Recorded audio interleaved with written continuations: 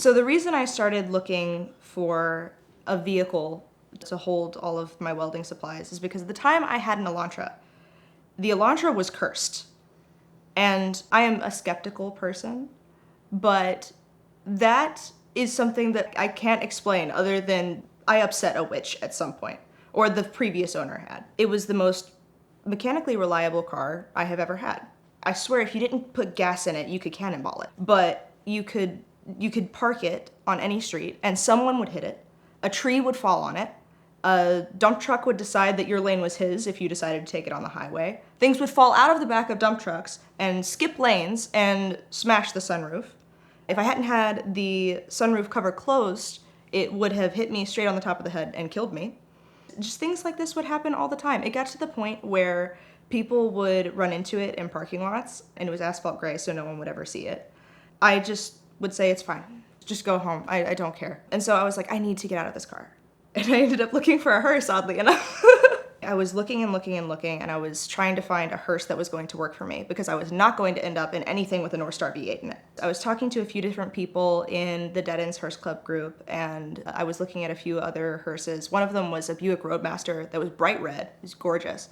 And someone bought it before I could. But in this time that I was searching for hearses, I was on my way home from work one day, and it was 4 o'clock in the afternoon.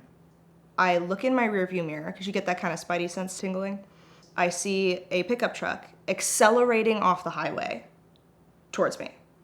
And of course, I tense up, which is not a good thing. And he runs into me, there was nowhere for me to go, and I hit the person in front of me, we all pull over. This man gets out of the car and he comes up to me. My knees have hit the dashboard. I am kind of in shock. This is the first major accident I've ever been in. I find out 2 weeks later that I have 2 bulging discs in my spine, and I'm a welder, so I'm out of work for months. And it was awful. But it gave me a lot of time to look for hearses. I ended up finding one that I really liked. I was like, I really like it. I'm not sure about the green color, because it was dark green. And I decided that I wanted a black hearse. And then I was like, I'm just gonna look at it. And the guy who's selling it says, I'll meet you halfway. Because he's in Virginia. He meets me in South Carolina. I realized that if I'm going to buy this hearse, I'm going to need someone to drive me.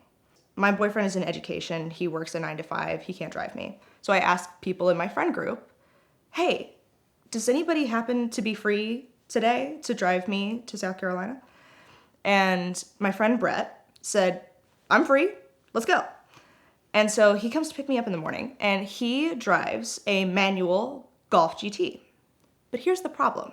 Brett, a few months earlier, had been in a motorcycle accident that shattered his collarbone and several other bones in his arm on his right side.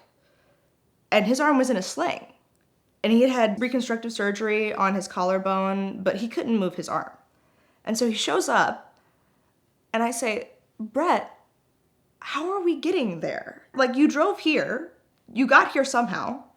How are we getting to South Carolina? And he goes, oh, I got that covered.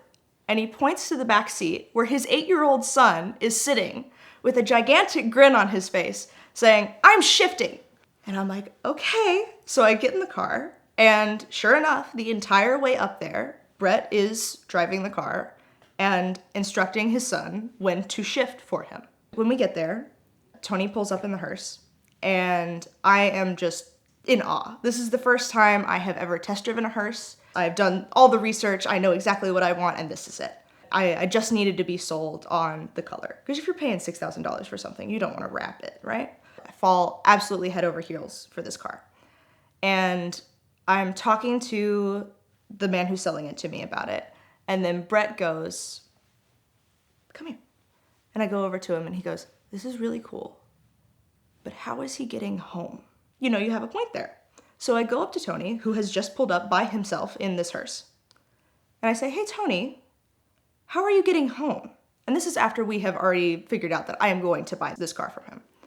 And he said, oh, I asked you to meet me here because there's a funeral home right down the street that is selling a different hearse, and I was gonna go straight from this deal and just walk down there, buy a different hearse, and drive it home. And that is precisely what he did.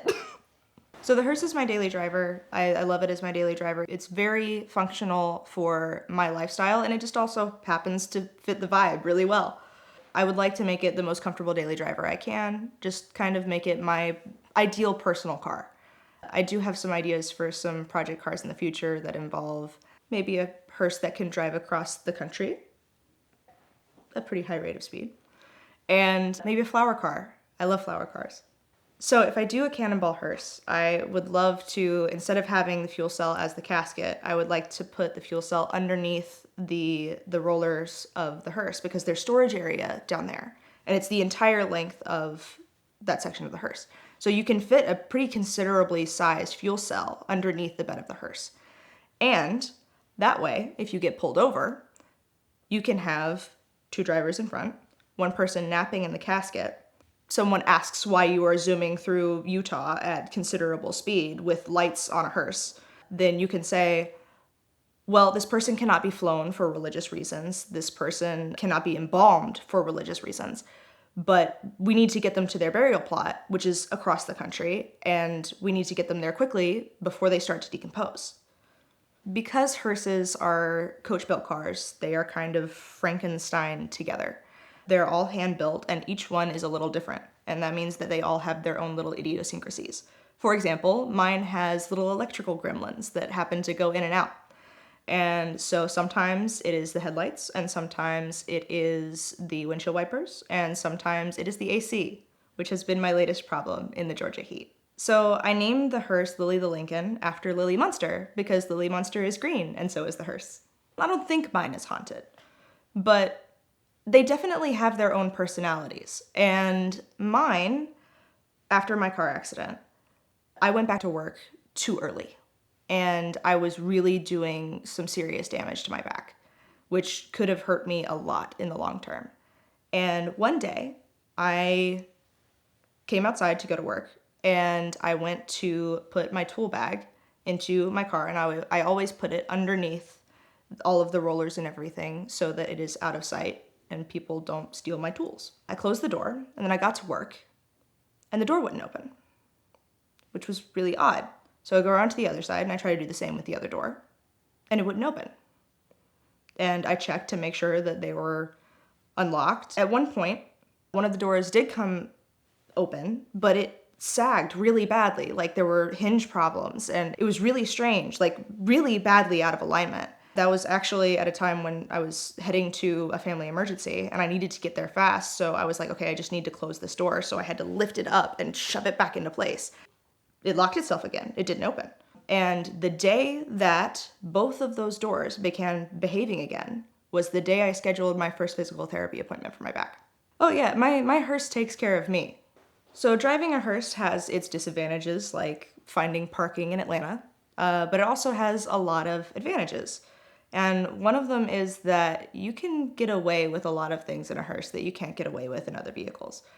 You can turn on the strobe lights and go through traffic, allegedly. Or you can go at considerable speeds and not get pulled over. I tested this on accident.